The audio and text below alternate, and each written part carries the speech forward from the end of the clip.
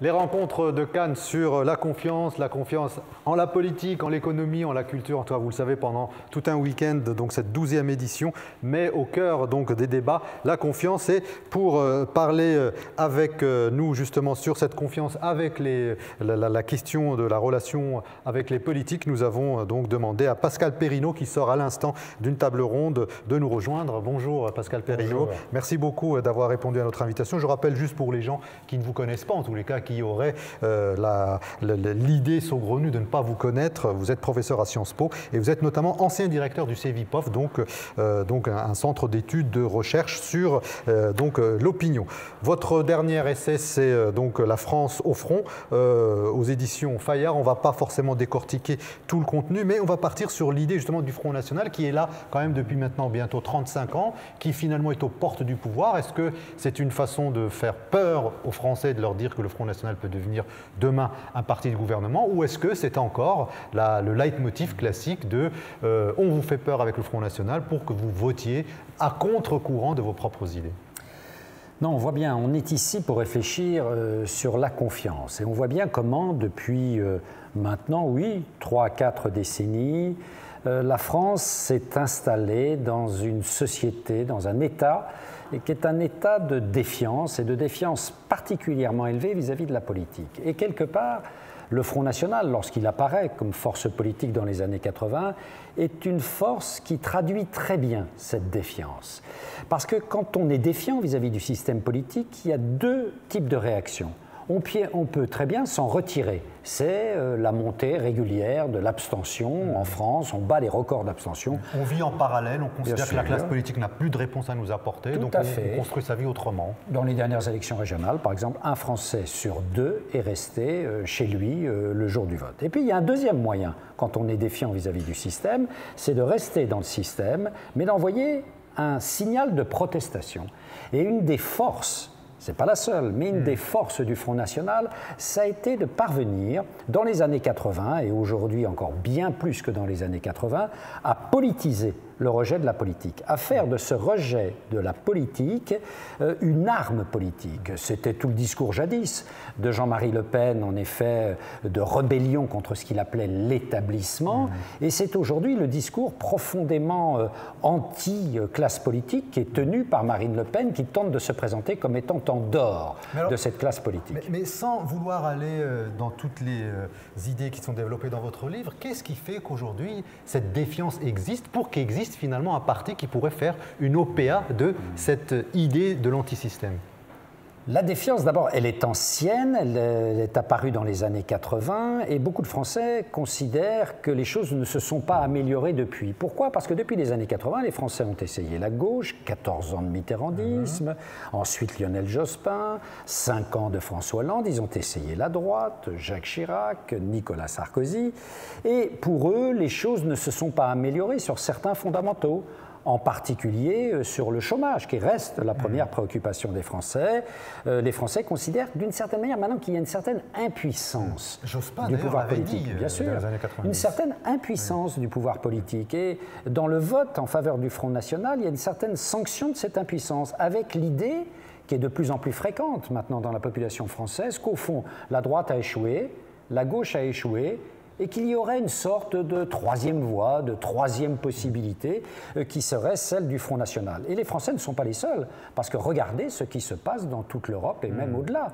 On voit bien comment aujourd'hui ces forces que l'on qualifie de nationalistes et de populistes, eh bien oui, on le vend en poupe au point qu'aux États-Unis, le phénomène Trump, qui a quelque chose à voir avec ces phénomènes. Mais vous, en tant que spécialiste de l'opinion française, parce que la question d'être un parti anti-système qui en fait vit aussi du système, profite du système médiatique, qu'on le veuille ou non, disent moi si j'arrive au pouvoir, je refais les choses différemment, alors qu'il y a quand même un problème moral autour du Front National, de son idéologie, de sa plateforme finalement politique.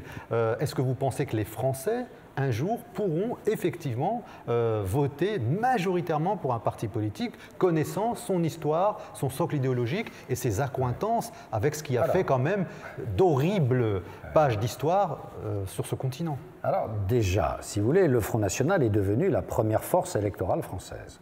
Depuis les européennes de 2014, le Front National est à toutes les élections la première force électorale. Alors, ça ne veut pas dire encore qu'il est capable de dépasser la barre des 50% au deuxième tour d'une élection majoritaire. Mais on voit bien qu'il y a eu un progrès très, très fort. Et au fond, la réussite aujourd'hui du Front National tient pas simplement à ce que c'est un des vecteurs les plus efficaces de la protestation contre le système, mais aussi à ce que le Front National, dans un contexte où il y a une montée en puissance contre les forces de la globalisation économique, globalisation politique, la construction de l'Union européenne, les instruments de gouvernance mondiale, mais aussi globalisation sociale et culturelle, le fait que nos sociétés deviennent des sociétés de plus en plus cosmopolites. Il y a une partie, dans toutes les démocraties européennes, aujourd'hui, une partie de la population qui considère qu'on est allé trop loin dans les voies de la globalisation de cette société qui est une société ouverte et que le temps est venu de revenir ailleurs. C'était mieux avant. Voilà, ou de mettre en place des solutions qui sont des solutions de protectionnisme qu'on a connues dans le passé. Protectionnisme économique, protectionnisme politique, protectionnisme culturel. Et ça, les partis dits républicains n'ont pas ça dans leur logiciel? Non, les partis républicains sont beaucoup plus mal à l'aise avec ce type de mesures. Et le Front National prospère parce qu'il a quasi le monopole. Il est à la fois protectionniste sur le plan économique, protectionniste sur le plan politique, protectionniste sur le plan culturel. Ça, au moins, est-ce que c'est convaincant? Je ne sais pas. J'ai des avis en tant que citoyen, mais en tant qu'observateur, je ne sais pas. En tout cas, il a l'avantage de la clarté dans le combat politique. Alors, est-ce que ça veut dire qu'il est capable d'arriver au pouvoir? Je dirais pour l'instant non, parce que c'est une puissance, ce Front National, mais c'est une puissance solitaire. Or, sous la Ve République, aucune force politique, même le général de Gaulle, n'a pu gagner seul. On gagne toujours en coalition. Et c'est là où on arrive à une limite du Front National. Le Front National est un parti qui n'a pas de culture du compromis, qui est incapable de se mettre autour de la table et de voir avec d'autres partenaires ce que l'on pourrait faire à plusieurs. Mais alors, ma dernière question, Pascal Perrineau, si vous le permettez, est-ce que finalement la présence du Front National pourrait inciter les partis dits républicains, le centre-gauche, le centre-droit, la droite, justement à aller vers une culture du compromis et qu'on ait en France demain une plateforme politique qui serait plutôt les républicains et donc avec évidemment une extrême droite, mais qui serait minoritaire par rapport à deux blocs, des démocrates et des centres-droits, qui pourraient symboliser finalement une culture politique à l'américaine. Alors de fait, regardez, c'est ce qui se passe sans qu'on le dise dans plusieurs régions françaises. Vous avez vu qu'aux dernières régionales, le Front National était une puissance, par exemple en Provence-Alpes-Côte d'Azur, ici, et puis dans ce qu'on appelle la région du Nord, devenue la région des Hauts-de-France, et que la gauche s'est retirée devant la droite et que la droite républicaine a représenté au fond les intérêts de ce qu'on pourrait appeler les républicains, du camp républicain. Donc on voit bien quelque part que des rapprochements du type de ceux que vous évoquez sont possibles. Regardez, vous franchissez également le Rhin, regardez ce qui se passe en Allemagne, la gauche et la droite gouvernent ensemble et les extrêmes, que ce soit les extrêmes à gauche ou les extrêmes à droite qui commencent à prospérer en Allemagne, eh bien, sont en dehors de cette coalition. Donc, quelque part, cette coalition est possible, elle est déjà pratiquée dans certains pays, à condition qu'elle corresponde à de vrais clivages. C'est-à-dire qu'on voit ce qui, positivement, est susceptible de rassembler des républicains de gauche et des républicains de droite. Un socle politique et non pas conjoncturel, un jeu d'appareils. Combine conjoncturelle. Très bien, merci beaucoup Pascal Perrineau. Je rappelle donc le titre de votre ouvrage, La France au front. Il est édité aux éditions Fayard. Merci beaucoup d'avoir accepté notre invitation ici aux Rencontres de Cannes sur la thématique de la confiance.